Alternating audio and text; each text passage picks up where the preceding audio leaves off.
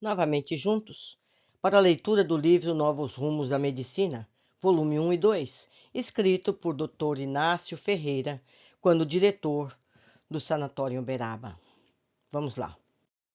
Reflexo de injúrias. Como o texto inicial está em francês, eu vou ler a tradução.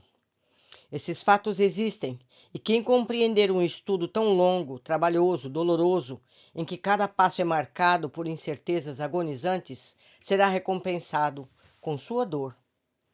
Ele será capaz de vislumbrar por trás do mundo normal e banal, dos eventos cotidianos, um mundo totalmente novo, oculto hoje e científico amanhã. Quem escreveu isso foi Charles Richer.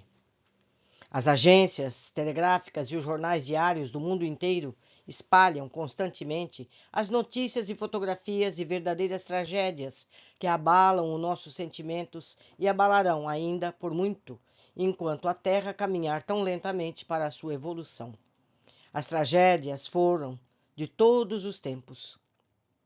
Os últimos acontecimentos, porém, desenrolados mormente no recesso dos lares, têm se caracterizado pela hediondez daqueles que os perpetram com requintes de barbárie. São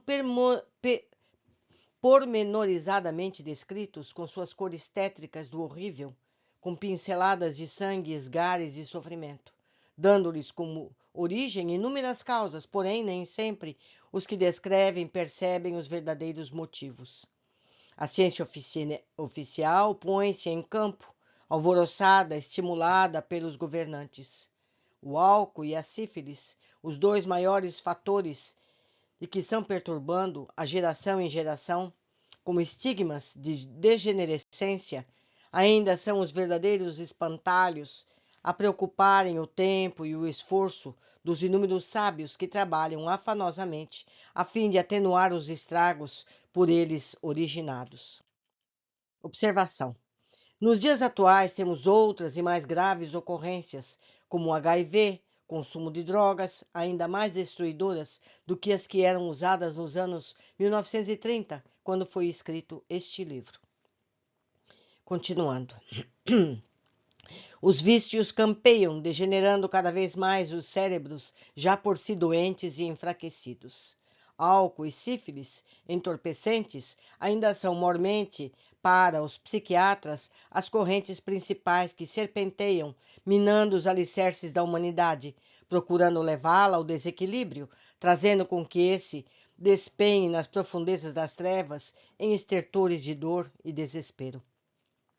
Com afã, eles dificultam a venda do álcool, espalham postos para o combate à sífilis, cada vez mais guerreiam os traficantes, embora estes continuem dizimando, quais verdadeiras torrentes, abrindo sulcos profundos no terreno da tranquilidade humana.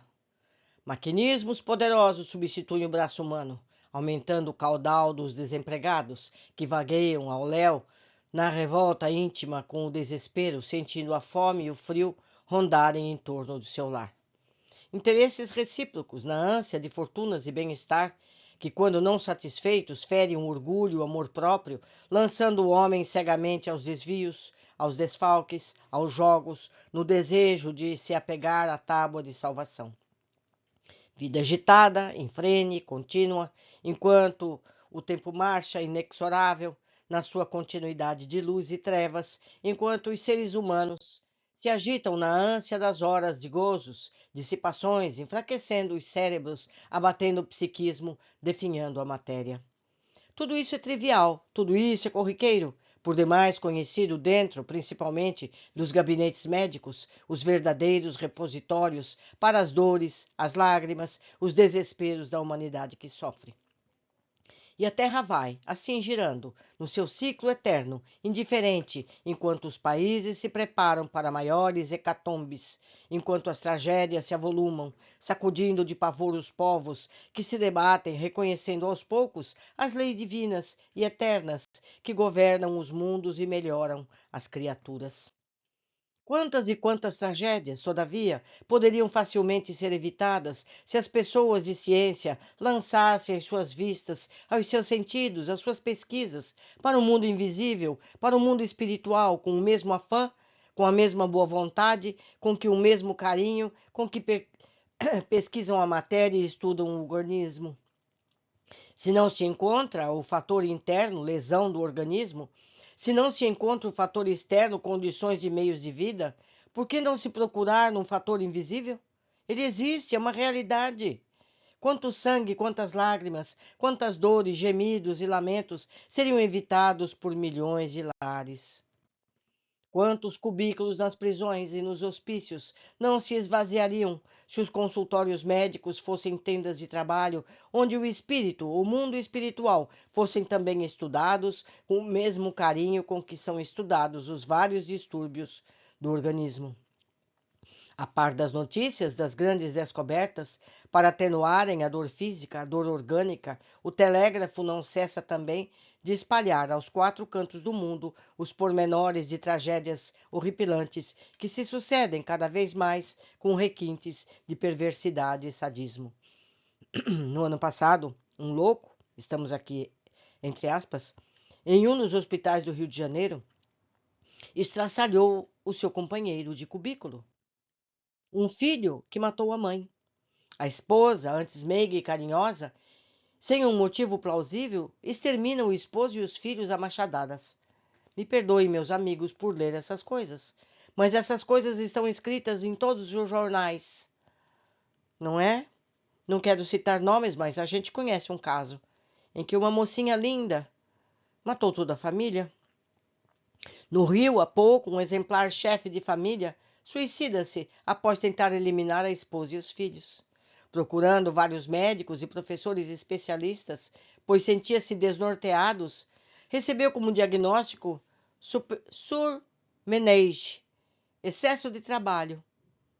E, com essa simples justificativa, os dias foram correndo, até que explodiu a tragédia, transformando um lar, antes feliz, em um ambiente de dor e lágrimas, onde impera hoje a viuvez e a orfandade. Há tempos, fomos chamados à casa de uma família residente aqui em Uberaba. Um casal vivia feliz no lar organizado, onde duas lindas crianças davam a nota de alegria e vivacidade. Casados há vários anos, sem que a menor perturbação quebrasse aquele ambiente. Fazia 3 meses, porém, que a mulher, demonstrando pelo marido um ciúme exagerado, começou a guardar todo o dinheiro que lhe caía às mãos, alegando que o esposo gastava com sua rival. Brigas, discussões dia e noite, trabalho paralisado, prejuízos enormes, crianças abandonadas. O esposo, desorientado com esses acontecimentos, desesperançado da medicina, revoltado com a sogra, que em vez de apaziguar os ânimos, ao contrário, mais os exasperava, já promovia meios para enviar a esposa para a Itália, porquanto não mais podia trabalhar em semelhantes condições, assistindo ao desmoronar de um pecúlio ganho com tanto trabalho e sacrifício. A mulher redobrava sua vigilância. A tudo era motivo para desconfianças e discussões. Os vizinhos, amigos intervinham. Os seus conselhos, pedidos e demonstrações só serviam mais ainda para exasperá-la. Dizia que, à noite, a rival mandava jogar gases no seu quarto para fazê-la dormir, dando assim oportunidade ao esposo para sair. Sempre vigilante, não dormia. Apesar de sentir fome, também não se alimentava. Só às escondidas bebia alguma coisa, com a desconfiança de que tudo havia gases para lhe perturbar os sentidos. Vigilância dia e noite perturbada pelo ciúme. Após minucioso inquérito, constatamos o seguinte: o marido, homem trabalhador, apesar dos prejuízos decorrentes desses acontecimentos, achava-se em ótima situação financeira. Correto, direito, nada depunha contra o seu procedimento, como chefe de família, como homem de negócios, no lar e na sociedade. A mulher sadia, sem nenhuma perturbação funcional, fluxo menstrual normal, exames de laboratório negativos. Não existia o fator pessoal, não existia o fator meio. Procuramos então o fator invisível. Dela tudo ouvimos pacientemente. Vários médicos já haviam tentado o seu tratamento e foram tão variados que recusava terminantemente qualquer medicação. Notamos tratar-se de um caso de subjugação e que, se não fosse socorrido a tempo, chegaria à possessão. Eram católicos fervorosos, apresentando assim a primeira dificuldade. Todavia, o esposo aceitou o nosso alvitre em interná-la num hospital espírita. não só lançando mão de mais um recurso para a cura da esposa, como também pelo critério e pela viabilidade da explicação, que fizemos ligeiramente, procurando demonstrar a possibilidade da perseguição de um espírito inimigo, inconsciente ou vingativo, fazendo-lhe ver assim o perigo a que expunha o seu lar, pois ela seria capaz, de um momento para outro, de matar o marido e os filhos, suicidando-se em seguida. Com muito custo, com subterfúgios, conseguimos interná-la. Água, alimentação dadas à força, a ponto de ficar com os lábios, gengivas e língua machucados e irritados. 5 dias após, confirmado tratar-se de um caso de obsessão, organizamos o nosso trabalho. Bons médiuns curadores, médio de incorporação da máxima confiança e um médium vidente.